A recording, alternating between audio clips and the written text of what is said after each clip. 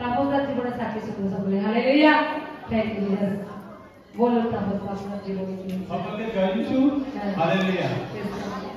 আমার মাসকে আড়াই মতো হলো, এই মা দিকটা খুব ব্যথা যন্ত্রণা হচ্ছে। হ্যাঁ, ব্যথা যন্ত্রণা হতো, তার জন্য আপনাকে কি করা হয়েছিল বলুন। আমি একবার এই যখন সেই আমাদের উপবাস প্রার্থনা চলেছিল, আমাদের হসপিটালে এই হোমিওপ্যাথিক ডাক্তারকে দেখাতে। হালেলুয়া। ডাক্তারে দেখাতে ওই জল আমার তো সেই কি বলে কেনা জল ফিল্টার জল উপবাস করি তো আমি। জলের মধ্যে দিয়ে ও একটা ওষুধ দিয়েছে। আমার মন চাইনি সেই ওষুধ, আমি কিন্তু খাই।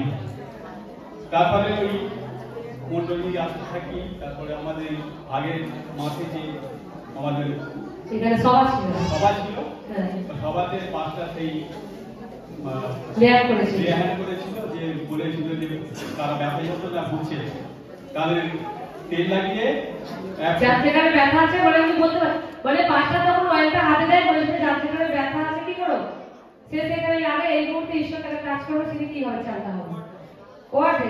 বলে এটা কি পাঁচটা দ্বারা বলেছে ওয়ার্ড দিতে, ওয়ার্ডে আমি সুস্থ হয়েছে।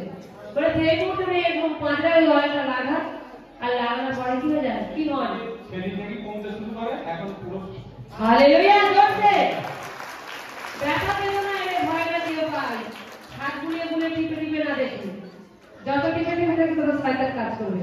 আর ঈশ্বরের উপর দিয়ে ঈশ্বর কি করবে? তাহলে আশীর্বাদটা কোথায় ছিল? এই মেয়েটার এই সভাতেই ছিল। তা পরমেশ্বর যখন তোমাকে ডেকে নিয়ে যাচ্ছে, আজকে ভালো আছে থাক, পরের মাস যেন তোমার জন্য একজন দাঁড়িয়ে আছে, তোমার মধ্যে ঢুকবে। আমরা সেটা আউট করে ঈশ্বর ডেকে যখন আগিয়ে যাবো, ঈশ্বর আশীর্বাদ করে উনি সুস্থ হবে।